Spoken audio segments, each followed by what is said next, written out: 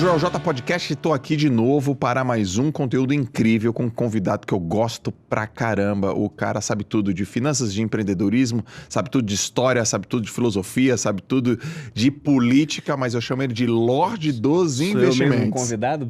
Vou chegar mais alguém agora. Chega junto, Bruno Perini, toca aqui, cara. Pô, prazer te receber, velho. Tudo bem, cara? Como é que você tá? Tudo jóia, Joel. Eu que agradeço aí o convite, é um prazer estar falando com você e tô até preocupado agora, encheu muito a minha bola, né? Eu falei, será que sou eu mesmo convidado ou vai chegar mais alguém? Mas eu agradeço muito. A gente tava, essa semana agora que passou, os homens e as suas respectivas esposas, namorados, se reuniram pra jantar. Aí teve uma hora que aí tava eu, Bruno, Thiago, Caio Carneiro, Paulo, Cuenca, aí quem mais tinha de homem lá? Aí tinha as respectivas esposas, aí os rapazes começaram a conversar, aí vem Bruno falando, sei lá, militarismo, falando de política, a gente falando sobre várias questões sociais. Foi engraçado. Um assunto assim, vamos dar uma olhada aqui. Monarquia, democracia. Vamos ver o que a mulherada tá falando. Aí quando a gente chega pra falar com a mulherada, o assunto era... Ô Bruno, nos teus stories tem nudes? A gente recebe, né? A gente recebe nudes. Pepecas, né? Pepeca. Recebe muitas pepecas? Eu falei, olha, um pouco diferente o assunto da roda. Né? Um assunto um pouco diferente. Aí eu falei, caraca, o assunto das mulheres é muito mais, sei lá, atrativo. Mas você sabe o que eu te chamo de Lorde dos Investimentos, né? Eu nunca te perguntei, na verdade. Não sabe, não? Não. O jeito que você fala, as palavras. Olha, que bacana. Bonitas palavras. O jeito que você constrói uma narrativa, cara, é incrível. Mas como que você gostaria que as pessoas te chamassem, cara? Cara, eu não pensei muito sobre isso, né? Como eu gostaria que as pessoas me chamassem. Uma vez até falaram, outro dia me perguntaram, né? Você se vê como um especialista, uma pessoa excepcional em tal área?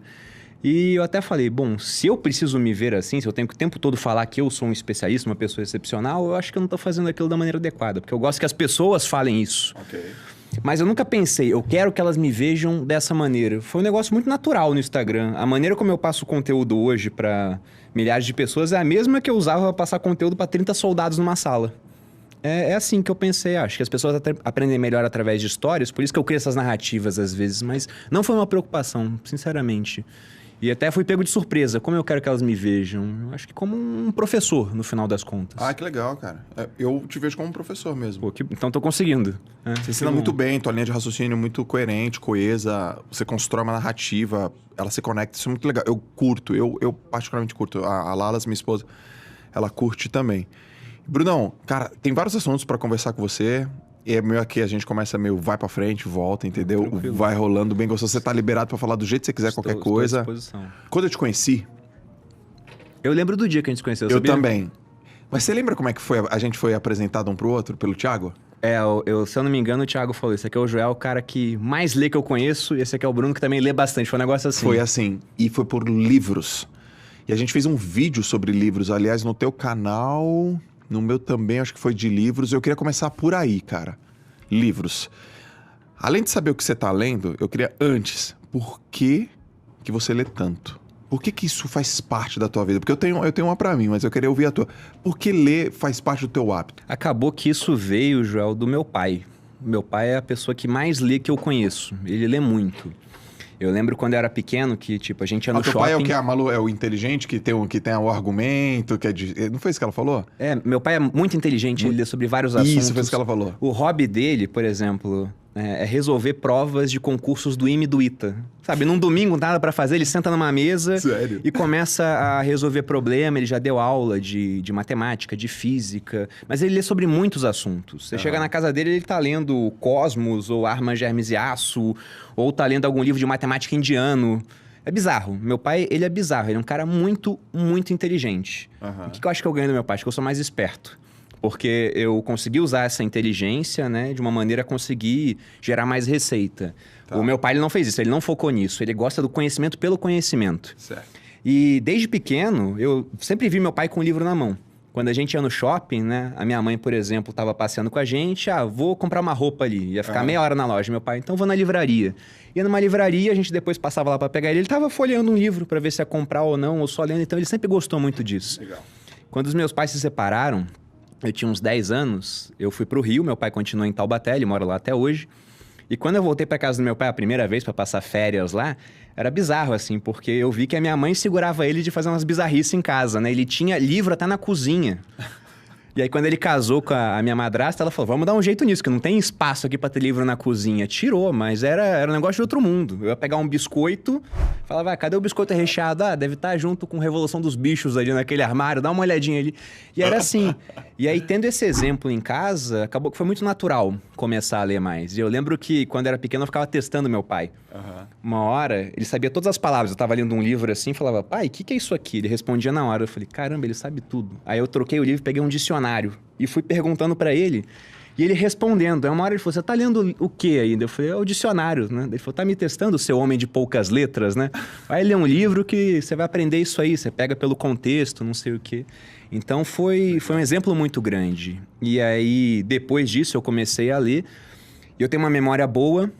Eu vi que isso me dava vantagem em certos aspectos, porque você começa a ter esse arcabouço cultural e isso ajuda muito a você criar narrativas que podem ser melhor compreendidas pelo público.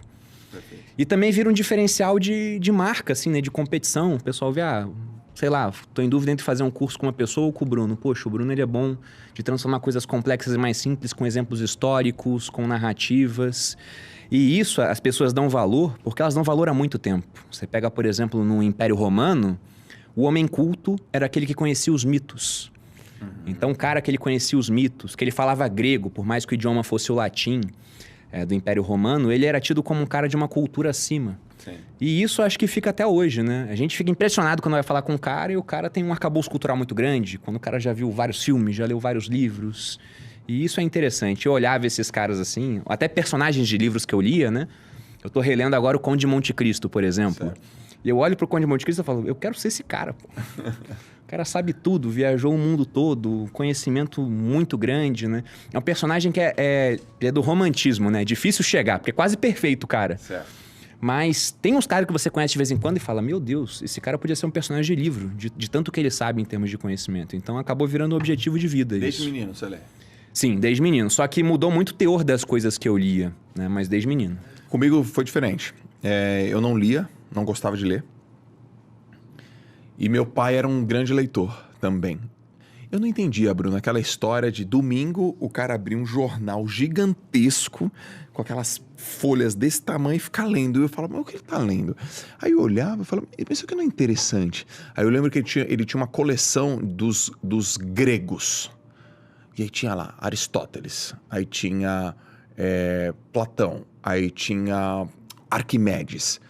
Aí depois tinha Martin Luther King, Malcolm X, Madre Teresa de Calcutá.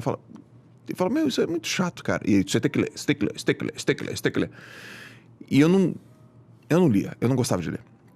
Mas teve um momento da minha vida que eu fui pra uma competição, um Campeonato Brasileiro, e mais 5 semanas antes do Campeonato Brasileiro, eu comecei a ler um livro que um amigo meu me deu, chamado Concentração, um livro de um indiano. E eu li, e aí tinha lá alguns exercícios para fazer, e eu fiz os exercícios, e eu ia pro Campeonato Brasileiro, cara, eu tava ali entre os 3, e no Campeonato Brasileiro eu bati o recorde brasileiro. E eu falei, cara... Será que foi isso? O que eu fiz a mais? Porque fisicamente eu não fiz a mais. E eu falei, putz... Eu aprendi a me concentrar, tive controle emocional e eu nadei muito bem. Ali, naquele instante, eu falei, quanto mais eu ler, mais eu vou aprender. Quanto mais eu aprender, decisões melhores eu tenho. E ali eu comecei a ler muito, cara. Muito, muito, muito. O começo da minha leitura foi desenvolvimento humano. Por que eu li desenvolvimento humano? Porque eu precisava para mim. Para me desenvolver, para conseguir competir. Mas depois eu fui ler tudo, né? Mas quando eu descobri, por exemplo, filosofia, aí as coisas fizeram mais sentido. E meu pai sempre me disse... Se você aprender filosofia, você vai ter mais domínio no mundo. E eu não entendi. Eu não sabia nem o que era filosofia. Mas eu lembro que essa questão fez todo sentido. E a gente se conheceu por essa questão de leitura, né, meu? O que você tá lendo agora? O Conde de Monte Cristo. Isso, tô no Você final. tá lendo muito filosofia agora, né? Eu gosto bastante de filosofia. Eu sempre gostei, né? E eu tenho esse negócio de, quando eu gosto de um autor, por exemplo, eu quero ler tudo que o cara escreveu. Tipo o Taleb. Isso, tipo Taleb, Sêneca, eu faço esse tipo de coisa. E eu tenho ciclos também, porque de vez em quando eu pego um assunto e aí leio bastante daquele assunto, aí eu dou uma enjoada, eu volto em outro assunto depois. Então agora eu tô numa fase meio estoica, vamos dizer assim. Eu gosto de estoicismo, né? E eu descobri o estoicismo pelo Taleb, porque ele fala um pouco dos estoicos na obra dele. Sim. Uma das coisas que eu gosto da obra dele é que ele fala de muita coisa. Ele traz vários conceitos, às vezes muito antigos, inclusive. E a gente vê, né, até para criação de conteúdo, que aquele cara que você acha que é super criativo, às vezes ele só tem mais referências do que você. Como ele já viu muita coisa, ele pegou exemplos históricos, ele une duas coisas diferentes e sai uma coisa nova e você fala, nossa, isso é criatividade. Sim. Na verdade, isso é pesquisa. Ele está simplesmente juntando coisas que ele já viu. A primeira vez que eu vi conceitos mais aprofundados do Sêneca foi em Antifrágil. Sim. E não é um livro de leitura rápida. Por quê? Porque ele, além de ser profundo, ele é muito reflexivo, né? Então você para, você tem que degustar o que o cara tá falando, e você fica... A história da Hidra, a história da Espada de Damocles. Sim. Que, putz, incrível. Por exemplo, a primeira vez que eu ouvi Espada de Damocles foi com meu pai. E aí as coisas começaram a fazer sentido pra caramba, né?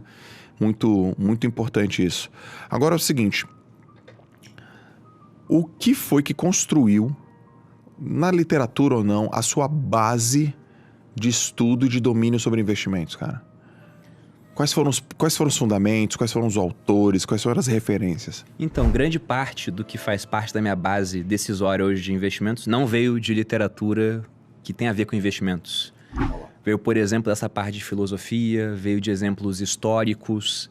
E isso acabou me mostrando um certo caminho a ser seguido. Tem caras, né, no mundo dos investimentos que é interessante você ler. Sempre é. Pô, você pegar lá o Bola de Neve do Warren Buffett, tipo, é uma série de lições para a vida, né? Sim. Mas tem muita coisa que você pega pela história. Porque eu costumo falar que no mundo dos investimentos, você pega um cara que teve muito sucesso e esse cara ele vai escrever a receita dele para o sucesso. Mas às vezes o sucesso dele veio e ele talvez não tenha essa noção de coisas que aconteceram naquele ambiente, que talvez não venham a se repetir. Então aquela receita deu certo naquele momento, mas pode ser que ela não dê mais certo sendo empregada daquele jeito. Sim. É tipo fazer sei lá, um vídeo falando, olha, 10 características que os bilionários têm. E você realmente pode encontrar as 10 características nos bilionários, mas pode encontrar essas mesmas características em caras que não ficaram bilionários e às vezes quebraram mesmo tendo essas características. Como, por exemplo, todo bilionário corre riscos. Uhum. Todo quebrado que eu conheço também corre riscos. Senão não tinha quebrado, né? O cara, ele quebrou por causa disso, né? Ah, os caras não desistem no primeiro momento. Ok, mas tem muito quebrado que também não desistiu e quebrou por isso. O cara que era dono de uma blockbuster e falou, não, a gente vai ganhar. Sim. Ele quebrou porque veio o Netflix, né? Então são elementos que às vezes você vê em certas histórias que são interessantes, né? Eles vão te ajudar a chegar até o sucesso, mas às vezes eles não causam sucesso. Sempre tem alguma coisinha a mais. Então o que me ajudou muito nessa questão... Eu vou anotar isso aí, cara. Vai falando, porque, sim. Eu anoto, senão eu esqueço. Tá certo, com certeza. Então vai falando, porque essa tua colocação sobre elementos que fizeram os caras vencerem também foram os mesmos que fizeram os caras fracassarem, é muito legal. Exato. E dando até um exemplo, que é de um livro do Taleb, do Iludidos pelo Acaso, Não né? li esse ainda, cara. Cara, é muito bacana. Foi um dos primeiros livros dele, você vê que depois ele refina certos argumentos, mas tem uma hora no livro, ele não fala especificamente, se eu não me engano, de day trade, ele fala sobre gestores de fundos, mas o que ele diz? Vamos supor que a gente pegue uma grande população de pessoas, né? De day traders, que está muito na moda agora o day trade por conta da bolsa que está subindo. E a gente vê uma estatística hoje que fala que a maior parte do pessoal que vai fazer day trade vai perder dinheiro. Okay. E vai ter uma parte pequena que vai ganhar. Mas ele fala, isso pode ser puramente fruto do acaso. Vamos supor que a gente pegue 100 mil pessoas para fazer day trade. E a gente joga uma moeda para cima. Se der cara, 50 mil ganham dinheiro. Se der coroa, os outros 50 mil... aliás, se der cara, 50 mil ganham dinheiro, o resto tá fora. Se der coroa, seria outra metade. Mas o que acontece é que a cada lance de moeda, 50% tá fora. Sim. Então, no primeiro ano, 100 mil pessoas lançam uma moeda, 50% tá fora, porque quebrou, os outros 50 ganharam dinheiro. No segundo ano, lançam uma moeda novamente, 25 mil estão fora, 25 mil ganharam dinheiro. No terceiro ano, lança de novo, 2.500 ganharam dinheiro, 2.500 estão fora, e você vai lançando durante 10 anos. No final, você tem um percentual muito pequeno de pessoas que ganharam muito dinheiro. Sim. E o restante, todo mundo morreu, quebrou no meio do caminho. E esse pessoal que ganhou muito dinheiro pode ter ganho só porque desenvolveram um método que durante aqueles 10 anos deu certo, mas não quer dizer que ele está validado. Porque é impossível validar alguma coisa, porque o mercado sempre pode estar mudando. Sim. Só que esses caras que deram muito certo, às vezes por pura obra do acaso, a fortuna sorriu para eles, né? Eles não sabem disso. Certo. Então, muitas vezes, esses caras vão escrever livros, eles vão lançar cursos e vão falar, aprenda comigo o método para ficar milionário fazendo day trade. Certo. Porque deu certo com ele, mas não quer dizer que vai dar certo com outras pessoas. Só que ele vai conseguir muito dinheiro assim. Talvez ele até pare de fazer day trade porque ele está vendendo só curso. Só que pode ter sido puramente obra do acaso. Nesse caso, o lançar de uma moeda que decidiu o destino das pessoas. Então ele fala isso. Às vezes a gente olha aquele cara como um gênio, mas ele é só um cara pequeno em uma amostra muito grande. E nós não olhamos esse cemitério de perdedores, né? Porque esse cara que perdeu dinheiro não cria um perfil no Instagram e tem milhares de seguidores para falar como eu perdi R$1 milhão. Sim. A gente não vai seguir esse cara, a gente vai seguir o cara que deu certo. Só que ele pode ter dado certo por fatores totalmente independentes e que não vão levar outra pessoa a dar certo. Coisas que ele nem sabe que aconteceram. Putz, muito, muito, muito bom, cara. Tem um cara chamado Rolf Dobelli, que escreveu um livro chamado Arte de Pensar Claramente. E ele cita muito Daniel Kahneman e Taleb. E ele fala sobre a ilusão do corpo do nadador. É mais ou menos isso aqui. Então, por exemplo, as pessoas falam assim, eu vou fazer natação porque aí eu vou ficar com os ombros largos, né? Eu conheço, porque os nadadores ficam com os ombros largos. Ele fala, não. É que os nadadores que vencem já têm os ombros largos. Exatamente. Eu lembro que quando eu tava na academia militar, tinha um amigo meu magrelo, corpo de maratonista. Uhum. Ele falando, cara, vou começar a dar esses tiros de 100, de 200, 400 metros, porque você vê os atletas olímpicos, é tudo muito forte, né? Eu falei, cara, não é assim. Você não vai ficar forte porque tá fazendo isso, né? Pode até melhorar um pouco, mas esses caras, eles fazem isso porque são muito fortes. Eles têm um biótipo selecionado pra isso, pô. Então as pessoas confundem esse tipo de coisa. Tem até um experimento interessante, Joel, para mostrar, né, como às vezes a gente fica com esse negócio de adquirir certos rituais pensando, ó, isso vai me levar até o sucesso, que foi feito com pombos, por um psicólogo chamado Skinner. O que ele fazia? Ele colocou uma alavanca que toda vez que o pombo acionava, caía um certo número de sementes, né, de ração para o pombo. E essa recompensa era aleatória. Ou seja, não importa o que o pombo fizesse, simplesmente ia cair um número aleatório.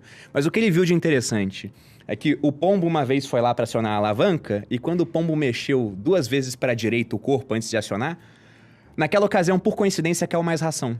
Uhum. E o pombo fez uma associação com isso. Ele falou, caramba, quer dizer que se eu mexo para a direita, cai mais ração. E ele viu que os pombos começaram a se mexer, igualzinho fizeram nesse dia que caiu mais ração, para ver se a recompensa voltava. E não voltava, até que aleatoriamente voltava novamente a ser maior. Sim. E aquilo foi reforçando o comportamento dos pombos. Ou seja, eles adquiriram um ritual pensando que aquilo tinha a ver com receber mais ração, mas não tinha nada a ver. Tipo a dança da chuva dos índios norte-americanos, né? O cara dançou uma vez e choveu, por coincidência. Aí ele pensa, a dança fez a chuva. Aí depois o cara dançava e não chovia. Mas se ele dançava 6 meses e chovia, falava ainda, tá vendo? Deu certo. Demorou 6 meses, mas choveu porque eu dancei. Cara, esse princípio da aleatoriedade, ele animal, ele direciona as tuas decisões? Sim. Você raciocina desse jeito, tipo, não ser iludido pelo acaso, não confundir viés da confirmação, é muito viés, né? Tem muito viés, erro cognitivo pra caramba. Você falou dos investimentos, por exemplo, né? Qual é a minha abordagem? Eu sou um cara que eu diversifico muito a minha carteira. Tá, por quê? É segurança? Por conta disso. Modelo de rede, não é descentralizado? Porque eu acho que é impossível, né, a gente validar uma determinada estratégia de investimento. Então, vamos supor que eu falo, o Warren Buffett, por exemplo, olha a estratégia dele. O cara deu super certo. Ele investe há mais de 80 anos e ficou bilionário. Então o pessoal vê, se eu fizer a mesma coisa do Buffett, buy and hold, comprar as ações, segurar e nunca vender, sim, eu vou dar certo. E não é, cara. O princípio básico do Warren Buffett é esse. É esse. Buy and hold. E ele faz compras muito boas, ele aproveita crises, então o pessoal pensa, vou fazer igual o Warren Buffett. Sim. Só que é garantido que fazendo igual o Warren Buffett você vai ter sucesso? Não, porque se o mesmo cara tivesse feito o que o Warren Buffett fez nos Estados Unidos, na Venezuela, o cara tava quebrado. Se o cara fizesse a mesma coisa na Bulgária, na Polônia, na Rússia, ele estaria quebrado. Então a gente está observando o vencedor sem considerar que esse mesmo comportamento poderia gerar um monte de derrotados pelo mundo que ninguém tá vendo. Influência do ambiente. Pois é, e aí o que eu penso na hora que eu vou fazer meus investimentos, né? Que não importa quão bonita seja a narrativa ou a previsão do futuro, a gente não sabe nada do futuro. Então, por isso, eu fico mais diversificado possível. Certo. E eu acho impressionante como as pessoas dão importância a previsões feitas por outras pessoas que têm muito dinheiro ou têm muito sucesso. E o cara também não sabe nada do futuro. No mundo dos investimentos, uma das coisas que tem mais peso para os outros tomarem decisão são pensamentos de pessoas de sucesso. Certo. Sendo que no mundo da pesquisa científica, por exemplo, a opinião de um profissional de sucesso, ela tá lá embaixo, né? O que tem peso? São estudos, são validações. Sim. Só que no mundo dos investimentos não dá pra gente fazer esse tipo de coisa, porque é difícil você pegar 2 populações e submeter a sempre um mesmo mercado, perfeito para você fazer um estudo e ver, essa aqui vai ter um melhor comportamento. Só que o mercado ele muda de tempos em tempos. Então aquilo que deu certo naquele ambiente pode não dar certo no futuro. Então, como eu não acredito que valida, eu tô sempre muito diversificado. E sempre observando, né? Tem uma pesquisa, você tá falando, eu tô lembrando de uma pesquisa de um autor chamado Hans Rosling, escreveu um livro Factfulness. Ele fala assim, a capacidade do ser humano de prever o futuro é igual de um chimpanzé. Nenhuma, cara. Tipo, é muito baixa. E a gente... Então ele faz umas pesquisas assim, quanto que você acha que é a taxa de mortalidade no Brasil, no mundo? Aumentou ou diminuiu? Os caras vão lá, maior certeza, erra. Quanto que as pessoas, de mulheres são alfabetizadas? Erra. Então a turma erra pra caramba. Mas assim, pensa... Pô, seria muito legal, né, para as pessoas que querem ter certeza, que querem ter tranquilidade, ter um Bruno da vida, um Warren Buffett da vida, um Thiago da vida, que dê para ela previsões. É meio que um produto irresistível, né? Todo mundo quer, pô. Todo mundo quer, Todo né? mundo quer. Mas assim, de fato, é pouco provável que isso aconteça. Não, é pouquíssimo provável. Como é que tá na história isso, Bruno? Você tem uma relação na história com previsibilidades e acertos? Isso existe? Cara, ó, você pode... Normalmente o que acontece, né? Tem um monte de gente fazendo previsão sobre um monte de coisa. Tá. E alguém vai acertar alguma previsão. E esse cara vai ficar muito famoso. É porque na probabilidade alguém vai acertar. Alguém vai. Você pega, por exemplo, o Magazine Luiza, né? Quem comprou lá atrás, o cara falou, nossa, ele acertou em comprar Magazine Luiza, ele viu que alguma coisa diferente ia acontecer. Mas pode ter sido pura aleatoriedade, pô. O cara, ele tinha uma posição na empresa, comprou. Talvez fosse até uma pesquisa que ele fez de mercado e viu, esse negócio vai dar certo. Só que agora parece que era algo óbvio e tem tanta coisa que acontece no meio do caminho, João, que não era óbvio assim. Por exemplo, no mundo dos investimentos, cara... Cisne negro. Sim, um monte de cisne negro, que mudam o mundo, né? O mundo ele vai caminhando de um jeito, acontece um cisne negro e as coisas mudam radicalmente. E as pessoas algumas acham que já estava previsto. Não. Depois que acontece, aí, né? é totalmente previsível. Não, com certeza, ia ser daquele jeito. Antes, não. Mas, por exemplo, no mundo dos investimentos, cara, a gente tem os analistas, né? E o analista, ele pega uma empresa, ele vai analisa toda a empresa e fala, olha só, essa empresa aqui ela é muito boa porque ela tem um líder muito bom, ela tem um diferencial de mercado, tem barreiras à competição, tem não sei o quê, ela é uma boa compra, por exemplo. Só que eu acho que a gente é muito bom em análise, mas não é bom em síntese. Por que eu digo isso? Porque é fácil analisar uma coisa que está dando certo e falar, está dando certo por conta desses elementos, ou deu certo por conta desses elementos. Tá. Mas é muito mais difícil você pegar esses mesmos elementos, procurar uma outra empresa com os mesmos e garantir, isso aqui vai ter sucesso no futuro porque tem os mesmos elementos. Porque o futuro, a gente não sabe o que vai acontecer. Sim. Então é esse o problema do mundo dos investimentos. A gente dá coisas como certas e se a gente for olhar na história, a gente nunca tá certo, cara. É muito raro estar realmente certo sobre o futuro. É um cara que vai acertar e vai virar lenda. Enquanto um monte de outros vão ser esquecidos. Podiam ser caras brilhantes, mas na hora de prever o futuro, eles erraram. Eu tava falando com o Kaique antes da gente começar sobre a internet, como é rápido, né, as mudanças. Certo. Tem um prêmio Nobel, o Paul Krugman, que ele falava que o impacto da internet ia ser igual de um aparelho de fax. E o cara era muito inteligente, né? Uau. Mas ele errou totalmente. A gente pega, por exemplo, queda do Muro de Berlim. Quando você vai estudar a história hoje, parece que era um negócio que estava para acontecer, né? Não, era meio óbvio, né? Eles estavam decadentes na Alemanha Oriental, aí uma hora autorizaram a ida, todo mundo foi de uma vez e o muro caiu. Só que se você pega reportagens e análises de cientistas políticos, os mais brilhantes da época, em 87 ninguém previa que o Muro de Berlim ia cair. Os caras faziam projeção até 2010, 2000, com a União Soviética existindo. Ninguém falou, o muro vai cair em 89 e a União Soviética vai cair em 91. Ninguém previa esse tipo de coisa. Sim. E aconteceu, foi um cisne negro, mudou a história do mundo. Você pega, por exemplo, eu tenho uma frase que eu gosto sempre de postar de vez em quando no Instagram, que era de um jornalista britânico, que ele estava inspecionando um conflito nos Balcãs, a região da antiga Iugoslávia, e isso era em 1914. E o cara inspecionando, ele escreveu isso, né? Isso está registrado na história. Ele escreveu, é tão certo quanto nada que as fronteiras da Europa parecem finalmente definidas. Os 6 grandes poderes da época não devem mais entrar em guerra. Então, acho que se mudar a fronteira, vai ser alguma coisa na Rússia e dentro do Império Austro-Húngaro, que era uma colcha de retalhos. Agora, o restante não muda mais. O cara, ele fez isso em maio. Em agosto, estourou a Primeira Guerra Mundial. Caraca. Então, e era um cara especialista naquilo. Ele acompanhava o conflito, ele era observador de conflitos. E mesmo assim, aconteceu, cara. Então, eu sempre penso nisso. Eu não sei nada do futuro. Se eu não sei nada do futuro, eu quero estar vivo. Como é que eu vou estar vivo? Sobrevivendo, diversificando. Você acha que a diversificação é uma coisa que se provou durar no tempo?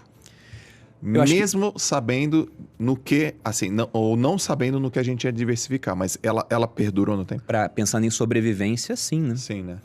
Por que a gente tem um monte de mamífero, réptil, ave no mundo? Porque a natureza diversificou. Então você tem uma série de espécies, É né? uma lei Algumas da- não deram uma certo, lei da outras natureza. sobreviveram. Então, pensando em sobrevivência, tá diversificado, ter backups, né? Por exemplo, se algo der errado no Brasil, eu tenho dinheiro no exterior. Se algo der errado nesse país que eu tô no exterior, eu tenho dinheiro em outro país. Se tudo der errado em vários países que eu tenho dinheiro, eu tenho Bitcoin, que é um negócio que eu consigo vender em qualquer outra parte do mundo. O Bitcoin é muito novo, então você tem que ter um pouco de ouro. Sim. Então é sempre pensando nisso. Se acontecer algo errado, como que eu faço para sobreviver e poder recomeçar em outro canto? E repare o seguinte, eu posso ser um cara que eu tô errado naquilo que eu tô falando, né? Mas repare o seguinte, se eu estiver errado... o Bruno tá errado sobre Bitcoin, sobre ouro, sobre o que ele tá falando de Brasil. Como eu tô muito diversificado, eu posso errar em várias áreas que eu vou continuar vivo. E se eu continuo vivo, eu posso reconstruir aquilo de onde eu parei. Certo. Então, por mais que eu seja uma pessoa que possa estar errada em boa parte do que eu falo, o fato de estar diversificado garante que eu vou ficar vivo, enquanto outras pessoas mais concentradas, que inclusive falam que a diversificação ela não é boa, né? O Warren Buffett já falou isso, que a diversificação é arma de quem não sabe o que está fazendo. Só que é o que eu penso, né? Quem realmente sabe? Porque ninguém conhece o futuro. Sim. Então, eu penso sempre nisso. Como é que então atua, de uma maneira sucinta, objetiva, a tua estratégia de investimentos e no que você investe especificamente? E se muda, de que maneira que muda? A minha estratégia, ela se baseia no princípio de que primeiro eu tenho que estar vivo Tá para bom. depois ficar rico, né? Não é legal inverter a ordem, né? Ficar rico e morrer.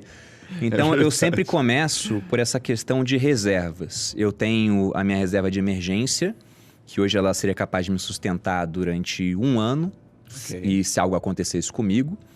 Além dessa reserva, eu penso sempre, é uma reserva em reais, porque eu moro no Brasil. Então, é uma moeda fraca, né? Tem que ter uma reserva em dólares. Eu tenho uma carteira nos Estados Unidos e lá eu tenho essa mesma reserva em dólar. Tá. Só que o dólar é uma moeda melhor do que o real, porque ele aceita no mundo todo e só quem valoriza o real é a gente e os nossos vizinhos que têm moedas piores ainda do que as nossas, né? Certo. Enquanto 8 bilhões de pessoas querem dólar, a gente vai ter uns 300 milhões querendo real. Aham. Então, é muito menos público. E o dólar, embora seja melhor, ele tem um problema. Se a gente for pegar nesse ano, 20% dos dólares que estão circulando no mundo foram criados em 2020. Então, Certo. eles inflacionaram muito o dólar. E se a gente for 20%? pensar... Por 20%. causa do Covid. Isso. E se a gente for pensar nas funções da moeda, a moeda tinha que ser uma unidade de conta, ou seja, algo conversível, né? Um meio de troca, você pegar a moeda para trocar por outras coisas, é assim que ela surgiu na história. Eu queria trocar um porco com você por uma lança. Só que você não quer o porco, você quer peixe do Kaique.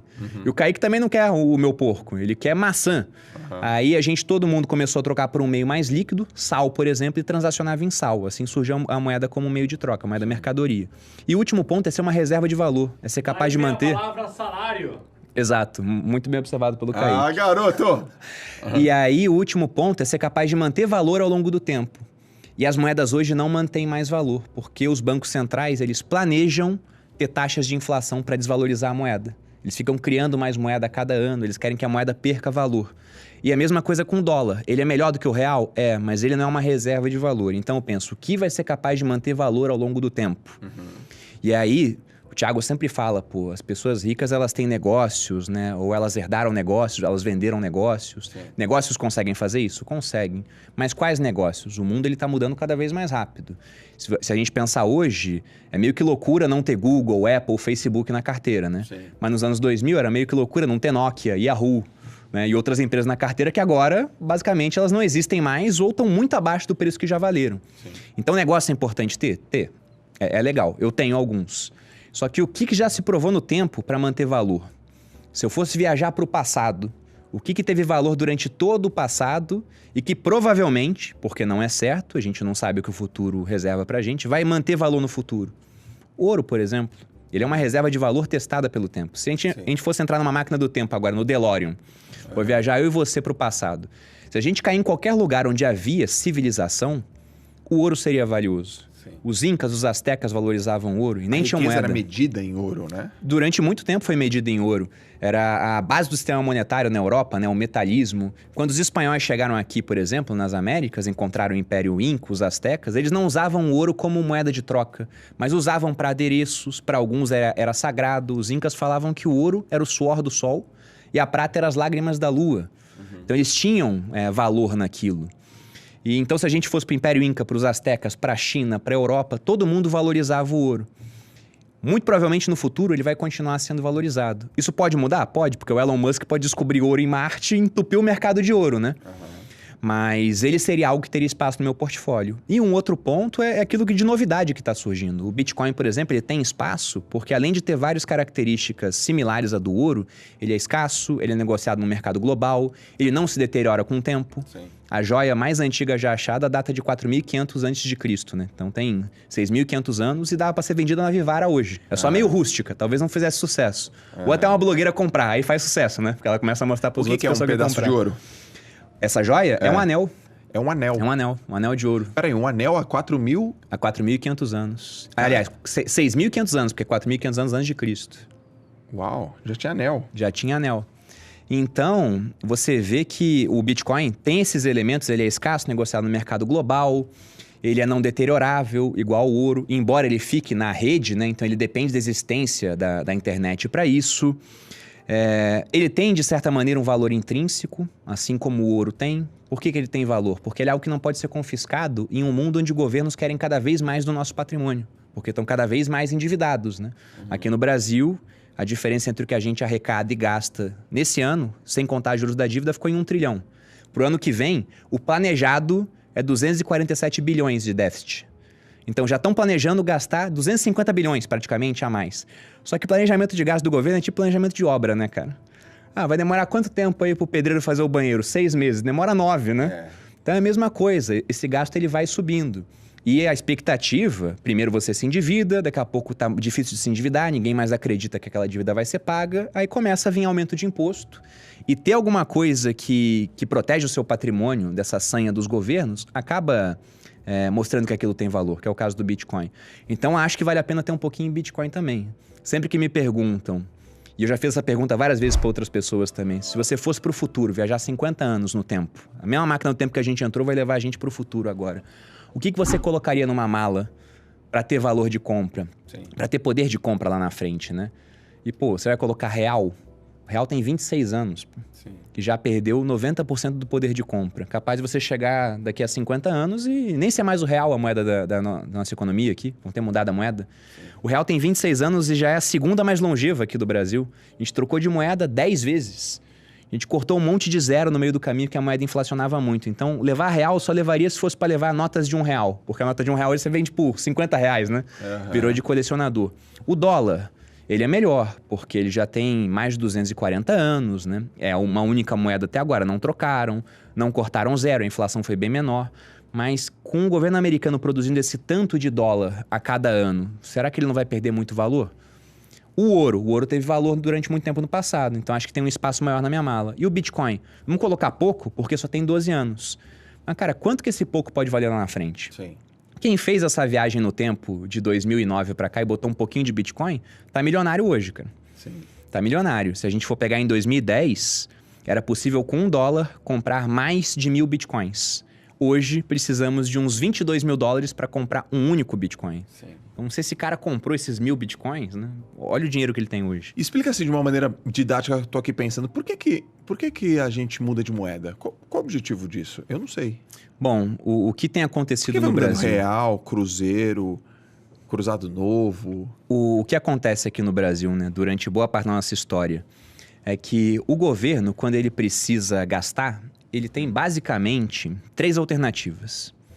Ou ele aumenta impostos para aumentar a arrecadação, só que aumentar impostos é muito impopular. Tanto que sempre que se fala em aumento de imposto, o pessoal fala, não, vamos aumentar só para os ricos, porque o rico é a minoria, né? Então, tudo bem, não é no meu bolso, é daqueles safados, daqueles milionários lá que podem pagar mais imposto. Mas pois é, mas é impopular. O que eles podem fazer depois disso é, a gente está gastando mais do que a gente arrecada, precisa vir dinheiro de algum canto, vamos emitir dívida. Emitir dívida é muito menos impopular. Até uma hora que a dívida fica tão grande que fica difícil emitir mais dívida, a não ser que seja por juros altos. Hoje no Brasil, por exemplo, a gente está quase batendo um endividamento igual ao PIB de um ano. Ou seja, para pagar a dívida hoje, precisaria pegar toda a riqueza produzida em um ano e pagar essa dívida. O que é muita coisa, cara. Absurdo. E o mais interessante é que provavelmente a nossa dívida vai crescer numa velocidade maior do que o crescimento do PIB. Então só tende a piorar essa conta. E uma última maneira de fazer isso, que ela é mais indolor, principalmente no começo, é criar mais dinheiro. Você cria mais dinheiro através de mecanismos que existem para isso. Na verdade, é uma série de proibições e uma série de maneiras de contornar as proibições. Você cria mais dinheiro e coloca na economia. E no começo todo mundo fica feliz. Quem não gosta de ganhar mais dinheiro? Quem não gosta que o governo fale, agora tu vai ganhar um auxílio, né? E dá na mão da pessoa. Todo mundo gosta no começo. Mas se vem através de criação de dinheiro, simplesmente, e a economia não produz mais, com o tempo, né? Você tinha um tanto de dinheiro para um tanto de bens. De repente, você dobra o dinheiro e os bens estão iguais. O preço dos bens tende a subir. Sim. E aí tem um aspecto, né? Não é linear. Se a gente dobrou o dinheiro, o preço dos bens dobra igual. Pode ser que triplique, quadruplique, porque as pessoas começam a perder confiança no dinheiro e começam a correr para comprar os bens. Isso aconteceu em vários episódios da história. O pessoal rejeita a moeda e troca na mesma hora por aquilo que consegue. Uma vez eu recebi um amigo americano aqui no Brasil e ele achou interessante, estava fazendo intercâmbio. Ele ficou na casa de um pessoal e falou, cara, eles foram fazer uma compra de mês. Tipo, eles compram tudo no mesmo dia do mês para durar o mês todo. Ele falou, por que o pessoal faz isso aqui no Brasil? Pro americano não tinha sentido, né? Uhum. Falei, cara, isso é herança da época que a inflação era muito alta. Isso. Porque todo dia as coisas mudavam de preço, então o pessoal tinha que comprar naquela hora, porque no dia seguinte já estava mais caro. Ele falou, nossa, que coisa doida. E a gente acostumou com isso no Brasil.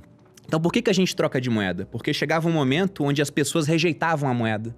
Aí o governo fazia o quê? Vamos tentar dar uma repaginada. A gente troca e dessa maneira o pessoal vê se adquire confiança novamente na moeda.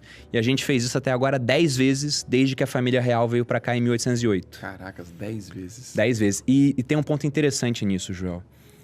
Como eu disse, no começo, quando você produz mais dinheiro, todo mundo gosta. Depois vem a conta com o aumento de preços, né? Com a inflação. Só que, geralmente, como a gente troca de presidente a cada 4 anos, quem paga a conta não é o cara que fez o negócio. É o que vem depois. É o que vem depois. E, com sorte, você consegue culpar o que veio depois por isso. Porque o conceito de inflação no Brasil, ele é ensinado errado. A gente entende inflação como aumento dos preços. E quem aumenta o preço? É o comerciante malvadão, né? Sim. Só que inflação não é isso. Inflação, os preços estão aumentando em consequência de um aumento de oferta monetária, de mais dinheiro sendo enfiado na economia. Sim. E aí, quando você aprende esse conceito novo, né, quem controla o aumento de oferta monetária? É o governo.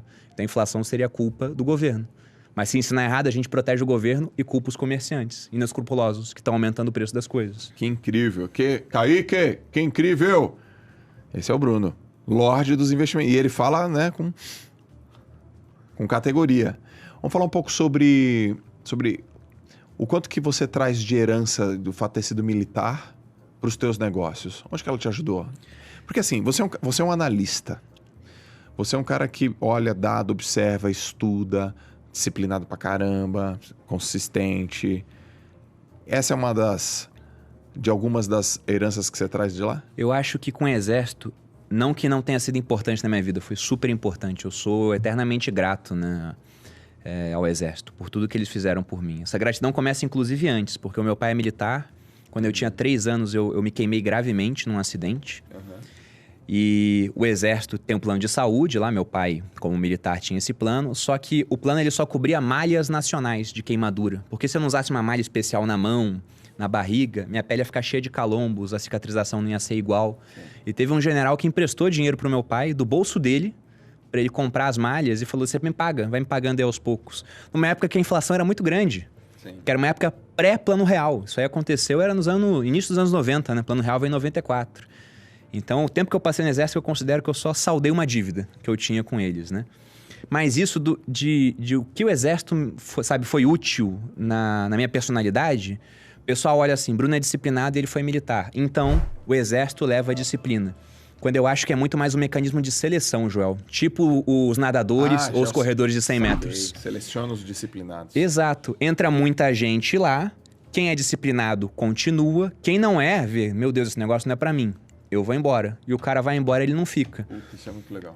E como eu já era um cara disciplinado, eu acabei tendo sucesso na carreira. Porque dentro da minha turma, né, eu fui primeiro de turma, na artilharia em 2010. Eu fiz curso pelo Exército. Sempre fui muito bem avaliado. Mas porque eu já tinha um perfil voltado para essa área. Uhum. Então, eles só pegaram alguém que já tinha um perfil e deram uma modelada. Mas eu acho que o principal do Exército é que você aprende a resistir à frustração. Porque é muita coisa que acontece lá dentro. É muito treinamento. De vez em quando você se acha um super-homem, até uma hora que você quebra e vê, caramba, né? Se não tiver uma equipe aqui por trás para te ajudar, não vai para frente. Você vê que você pode ser muito bom como indivíduo, mas geralmente organizações são melhores do que indivíduos, né? Então você aprende o valor do trabalho em equipe. Sim. Então foi muita experiência para a vida, de fato. Mas acho que dentro da personalidade ele mais seleciona do que realmente cria muito do que a gente pensa, né? Então o cara já tem que ter uma predisposição, certas características para se dar bem lá dentro. Muito bom, cara. Essa de selecionar os disciplinados é verdade. Olhando por esse viés, eu trabalhei com alguns militares, eu gostei demais. É fácil.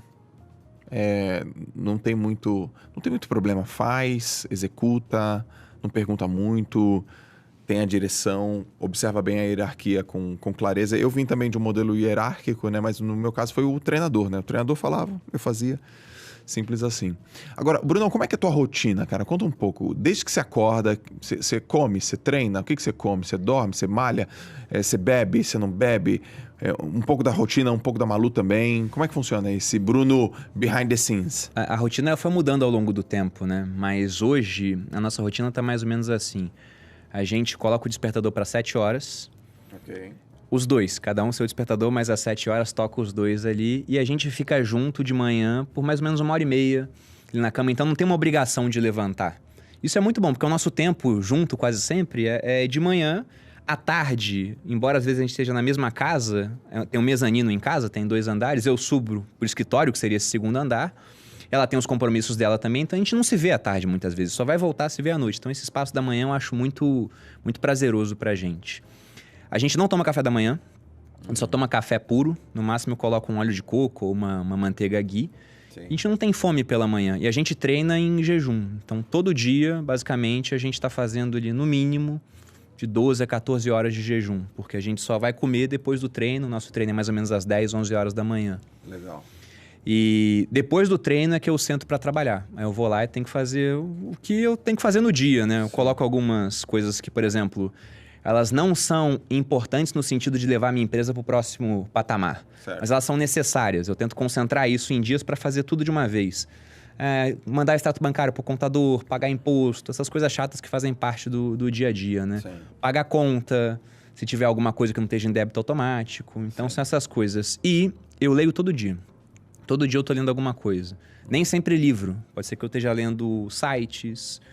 Notícias eu não leio tanto. Eu quase sempre leio notícia porque alguma coisa muito importante aconteceu e o pessoal vem me perguntar. Uhum. Aí eu vejo, talvez valha a pena olhar isso. Aí eu vou lá e olho. Mas eu gosto de ler livro, literatura. Eu também tenho uma característica. Eu gosto de ler várias vezes os mesmos livros. Então o pessoal fala, sua memória é boa. Ela é boa, mas porque eu também exercito pra cacete a minha memória, né? Uhum. E 1 hora eu pego para fazer conteúdo ali no Instagram. Ou às vezes tá rolando alguma turma do curso, aí tem lives programadas. Então todo dia também faço essa parte de trabalho em rede social. Hoje eu dou muito mais peso pro Instagram. O YouTube ele ficou praticamente parado durante esse ano. Foi uma decisão que eu tomei, que eu não acho que tenha sido das melhores, porque eu me concentrei muito em uma rede, mas ela foi necessária naquele momento e em termos financeiros deu certo, digamos assim. E eu tento trabalhar até no máximo, nem sempre eu consigo, eu tento desligar de rede social até as 9 da noite, para não me atrapalhar na parte do sono. Uhum. No dia que eu faço live, por exemplo, nas turmas, a live começa às 8 e vai terminar às 10. E eu só vou dormir meia-noite, porque eu saio muito elétrico, né? Você faz bastante live, você sabe como é, né? Sim. Então você sai pilhado, e aí o meu sono não tem a mesma qualidade. E eu gosto de dormir bem, cara. Eu gosto de dormir ali 7, 8 horas, né? O ideal para mim. E antes de dormir, eu pego novamente um livro, com o abajur ligado, vou lendo e naturalmente você vai ver que uma hora você lê uma página inteira, não absorveu nada, é hora de deitar. E é isso que eu faço. Eu também não tenho fome de manhã. Não tenho. E acho que umas 4 vezes a 5 por semana eu tô em jejum também. Eu gosto muito de jejum. Eu gosto e treino bem. Agora eu tô com a asa quebrada aqui, né? E é até engraçado isso, João. Você é um cara que veio do esporte e tudo, mas eu descobri essa parte de alimentação mais tarde, né? Através da minha esposa. E quando a gente descobriu a questão do funcionamento da glicose no sangue, e que aí vem a insulina e pega a glicose, você sente fome novamente, né? Esse ciclo. Eu achei engraçado porque no exército, o que a gente fazia? Antes de ir para uma formatura importante, que ia demorar, sei lá, 1 hora em pé no sol, né?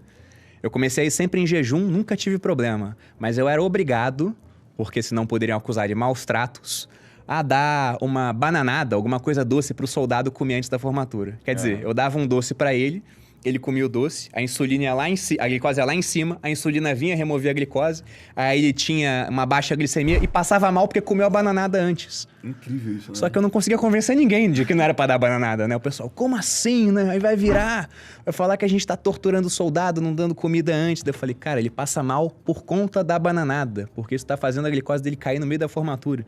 E o pessoal não aceitava. E hoje, eu quase não como açúcar, assim. Então, é bem raro. Você perguntou da minha alimentação. Sim. Como muito ovo, eu tenho uma dieta rica em proteína. E fora isso, é muito raro eu comer vegetais, cara. Eu posso falar que minha dieta, ela tá quase carnívora. Eu como quando a Malu come. Não é que eu proíba, né? Sabe? Que eu não coma vegetais. Fala, não quero ter isso na mesa. Eu como, mas se deixar, eu como só carne, cara. Sério. E pouquíssimas vezes durante o dia. Tem dia que eu faço uma refeição, 2 refeições. Cara, muito legal. Eu não como carne vermelha. Porque eu testei. Eu fiz um teste esse ano. Eu fiz o seguinte. Bom, vou ficar um mês sem comer carne vermelha. Fiquei. Aí, no segundo mês, um mês sem comer a vermelha e sem comer frango. Pra ver como é que era. Fiquei. Aí agora, já tô sem a vermelha, já tô sem frango, sem peixe. Fiquei. Mas o peixe foi tortura. Eu amo peixe. Aí eu falei, bom, peixe eu como. Bacana, vou voltar. Frango, eu como bem pouco. E vermelha eu não tenho... Assim, eu gosto, acho gostoso e tal, mas eu não sinto falta. Então hoje a minha dieta, a base de proteína é muito com ovo, muito com peixe, um pouco de frango, assim. E aí eu tô observando algumas coisas. Eu vou fazendo testes, né? Muita água, aí 0 de bebida alcoólica, não tomo refrigerante. Também, bebida alcoólica é muito raro, refrigerante eu também não tomo. Não tomo. Tem 2 coisas que eu tenho... Sei lá, eu posso falar que eu amo, que eu sou viciado. Chocolate e pipoca. Putz, eu gosto. Se eu como chocolate um dia, eu quero comer no dia seguinte. Por isso que eu evito. Porque senão eu entro num ciclo, né? Como eu gosto de chocolate. É droga, né, cara? É droga, cara. Se eu tô ansioso com alguma coisa, eu quero comer, nossa, um negócio. Agora, Bruno, cara, você virou um influenciador, né? Já é. Não era. Agora é. Quais são os prós e contras de ser um influenciador, cara? Cara, eu acho que o pró é que é uma vitrine muito grande, né? Quando a gente começou nesse universo, a minha esposa que foi primeiro, foi a Malu. E foi engraçado, porque a gente conhece um monte de influenciador hoje e de vez em quando um vai e o cônjuge demora pra acreditar. Ele só acredita quando vê dinheiro, né? Teve uma amiga nossa que foi assim, o marido dela só passou a acreditar nela quando ela ganhou os primeiros 500 mil. Eu falei, meu Deus, né? Que cara cético, né? Esperou chegar lá na frente. Pô, achei que você ia falar R$500. Não. E eu com a Malu foi o seguinte, eu tinha muito ciúme de rede social. Porque a Malu consumia muito conteúdo, gastava um tempo fazendo, daí eu falava, poxa, não vai pra frente esse negócio, né? Você tá falando de que ano isso aí? Isso aí foi em 2016. Cara, a gente tava de 4 anos. E a Malu tava consumindo bastante, tava começando ali no Instagram. O YouTube até eu falei pra ela ir, porque eu achava que era um negócio que ia virar mais fácil. Só que teve uma vez que a Malu, ela pegou e me mostrou, era o Snapchat ainda, porque o Instagram não tinha stories. Ela falou, olha, tem 500 pessoas me assistindo. Foi nessa hora que mudou a chave na minha cabeça. Porque quando ela falou, tem 500 pessoas assistindo, eu pensei no quartel que eu servia, que tinha umas 120 pessoas, pensei em 4 vezes o quartel que eu servia. O pessoal acha que 500 pessoas na internet hoje é pouca coisa, que a gente viciou em número grande, né?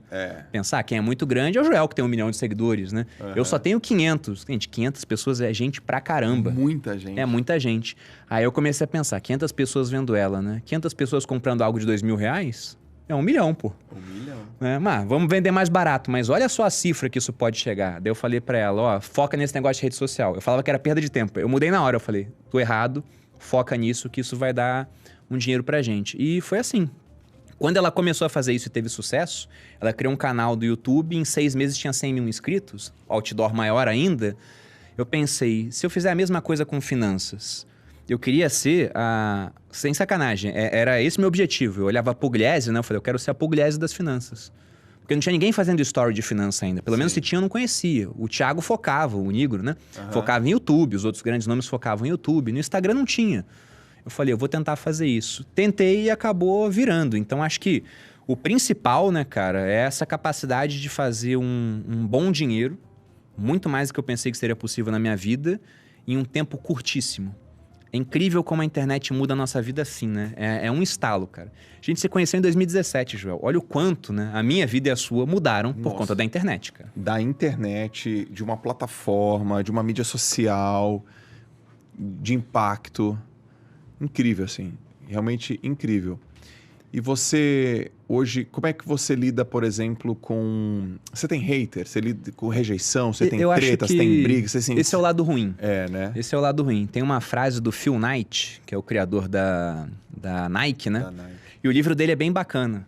Mas você vê no livro várias vezes que ele podia ter quebrado, né? Uhum. Aí o cara não quebrou, ele é um sucesso. Mas se algo desse errado, uma vírgulazinha, nunca queria escrever um livro ou alguém ia querer ler o livro dele. Mas ele falou um negócio que ficou marcado na minha cabeça. Ele fala que todo homem tem um alvo nas costas. Quanto maior esse homem se torna, maior se torna o alvo. Então, ninguém vai atacar o cara que é desconhecido. Sim.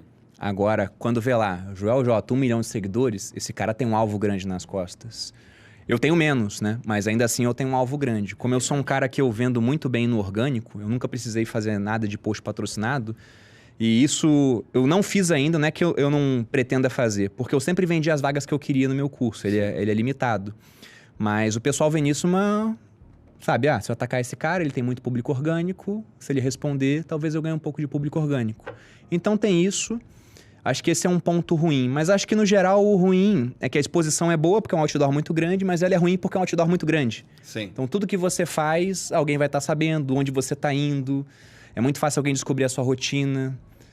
Eu não sei como não aconteceu ainda, mas eu acho que uma hora vai ter influenciador grande sendo sequestrado, pô. O cara mostra tudo que ele faz, né? Então, eu tenho um cuidado com isso também. A gente não faz stories em tempo real. Sim. Se eu tô num restaurante, eu não falo que eu tô no restaurante. Se a minha esposa grava stories, a gente só vai subir depois que a gente já foi embora. Perfeito. Então a gente pensa nisso. Eu acho que é segurança, eu diria que é o pior ponto. Mas nada aconteceu ainda. Mas quando acontecer, vai ter muita gente concordando com isso. Eu acho que isso aqui é Brasil, né, cara? Não é Suíça, né? Tem uma chance disso acontecer. Cara, é verdade, meu. E, por exemplo, já aconteceu de você ter uma pessoa que não gostava de você e reverter e hoje gosta? Tem isso de vez em quando o pessoal manda, né? O cara fala que era um ex-esquerdista, por exemplo. Eu sou um cara liberal na economia, né? Daí o cara fala, nossa, eu era de esquerda porque eu concordava com a parte das pautas sociais, mas eu não tinha nem noção da parte econômica. E agora que eu aprendi a parte econômica contigo, eu vejo que, na verdade, eu sou muito mais liberal do que de esquerda. Sim. Porque o liberal, ele gosta das pautas sociais, né? De liberdade.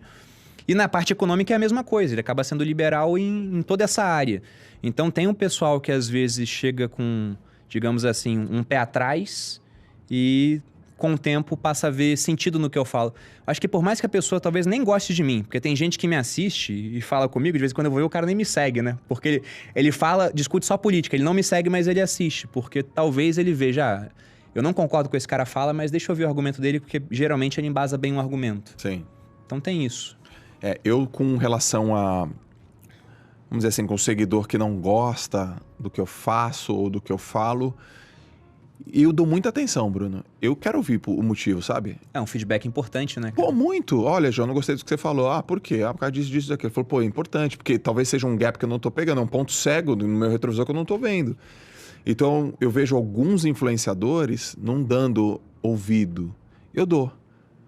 E já aconteceu muitas vezes da pessoa falar, pô, que legal que você me ouviu. Falou, legal que você me deu esse feedback. Pô, agora você teve mais empatia. Eu falei, obrigado por você ter compartilhado. Daqui a pouco, pô, gostei de você, vou te seguir ou vou ficar por aqui. Porque eu acho que a gente, como influenciador, a gente tem uma bazuca na mão, né, meu? Sim. A gente fala pra muita gente. A gente fala, alguns influenciadores, eu e você, a gente fala pra mais pessoas do que até uma TV fala. A gente tem muito alcance. E se a gente tiver responsabilidade, cuidado, empatia com as pessoas, a gente pode ferir as pessoas. E a última coisa que eu quero é ferir alguém com as minhas palavras. Porque elas são tão... As nossas, né? Elas são tão poderosas que às vezes elas podem levantar, em outros momentos elas podem machucar níveis, assim, marginais. Assim. Então eu tenho uma preocupação muito grande. Eu sempre pergunto isso. Mas você não se enfia em nada. Eu olho lá, te acompanho. Então, é isso que eu ia falar, até engraçado cara. com a Malu lá, você tem um relacionamento com ela muito, super pois gostoso. Você falou assim, hater você tem porque é um jogo de números, né? Você sempre vai ter alguém que não gosta de você. É probabilístico. Pois é. Mas, como por exemplo, eu gosto de ser um cara educado com as pessoas. Porque eu gosto que as pessoas sejam educadas comigo, né? Legal. Então, Tem pessoal que fala, não, vamos tratar mal o seguidor, porque é meio que uma estratégia Não de consigo engajamento. Ah, tá. Tem um pessoal que usa, assim, mas eu falo, cara, isso ia ficar muito forçado pra mim, não é o que eu gosto de fazer. Aí o pessoal até me cumprimenta e fala assim, eu te acho um cara muito paciente. Daí eu falei, pô, mas que bom professor é impaciente com o seu aluno, né? Você tem que ser paciente. Sim. Os caras fazem as perguntas muito básicas e você vai lá e responde com educação. É lógico, pô. O meu ganha-pão é o cara querer aprender comigo, né? Então, como é que eu vou ter raiva da ignorância do meu aluno? Olha que legal isso. Né? O professor que faz isso, ele não é um bom professor. Então, eu sempre penso assim, quando o pessoal de rede social, a gente senta pra conversar, o pessoal fala, não aguenta essas perguntas básicas. Eu falei, manda pra mim, que eu vou responder o básico. Ah, não consigo aguentar essas pessoas. Manda pra mim, que eu vou ser educado com elas. Sim. Porque esse é o meu negócio. Então, faço isso. Cara, incrível. Ô, Brunão, qual é o melhor investimento que você fez esse ano com até R$100? É uma Até pergunta... R$100. Até R$100. É a minha pergunta meio Tim Ferriss, assim, eu adoro esse modelo dele. Até R$100. Não, o Tim Ferriss é um cara show. Não é show? Ele mudou minha vida, cara. Porque se eu não lisse o Trabalho 4 Horas por Semana em 2008, talvez eu não estivesse aqui. Porque foi quando eu pensei que eu não sabia o quê, eu não sabia quando, mas um dia eu teria um negócio na internet. Foi lendo o Tim Ferriss. Agora, sobre o melhor investimento que eu fiz esse ano até R$100, cara. Olha, eu vou falar pra você, de vez em quando eu brinco com a Malu, que esse foi o melhor investimento, né? Foi essa edição de luxo do Conde de Monte Cristo. Que é um livro bonito, uma capa vermelha, assim. Uhum. Então, foi porque é um livro que você lê, são 1.300 páginas, 1.400. E tem um monte de referência no meio. E é legal que você relembra certas coisas. Você vê crises econômicas, que o pessoal não comenta, né? Por exemplo, quando Napoleão voltou, Napoleão governava a França, ele foi destronado, né? Os russos foram até a França e tiraram ele lá com uma aliança com outros impérios. Ele foi exilado na ilha de Elba, que é uma ilhazinha do lado da França. Hoje você olha e fala, meu Deus, como é que foram burros de colocar Napoleão ali, né?